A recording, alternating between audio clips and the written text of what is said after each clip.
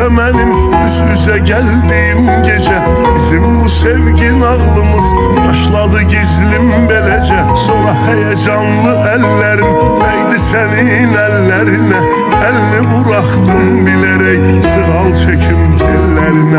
Sonra heyecanlı ellerim değdi senin ellerine, elini bıraktım bilerek sığal çekim tellerine. Özünde gizletti beni sevgi dolu bakışların, şirin gösterirdi seni edalı davranışların. Sevgimiz illerdi bizim, devam edir film kimi. Bugün de aşıkım sana ilk defa gördüğüm kimi. Sevgimiz illerdi bizim, devam edir film kimi. Bugün de aşıkım sana ilk defa gördüğüm kimi. Sen beni delilerden deli kıskandığın, sen benim eşkinin ateşiyle yandığın, sen benim bakışlarıyla havalandığın tek adamsın. Sen beni delilerden deli kıskandığın, sen benim eşkinin ateşiyle yandığın, sen benim bakışlarıyla havalandığın tek adamsın.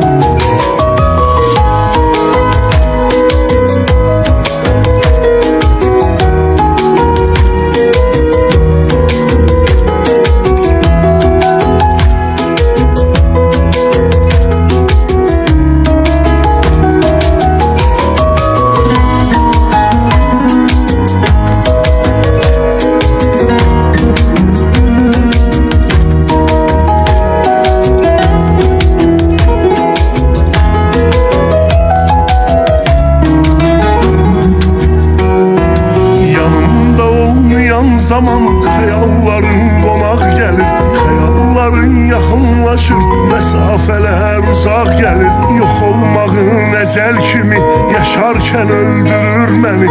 Elim sana çatan kimi, keder de güldürür beni. Yok olmağın ecel kimi, yaşarken öldürür beni. Elim sana çatan kimi, keder de güldürür beni. Özünden çok özge biri istemeyip eləmməni, yıxılmağa qoymamısan, yıxanda qüssə qəm məni. Lap belə çəksəm də zülüm, hər əzaba qatlaşıram. Çünki sən güləndə gülüm, özümdə rahatlaşıram. Lap belə çəksəm də zülüm, hər əzaba qatlaşıram. Çünki sən güləndə gülüm, özümdə rahatlaşıram.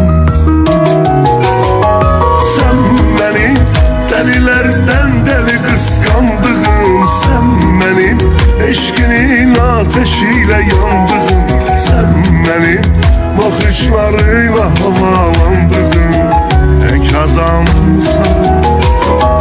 Sen beni delilerden deli kıskandığın, sen benim eşkinin ateşiyle yandığın, sen benim bakışlarıyla havalandığın tek adamsın.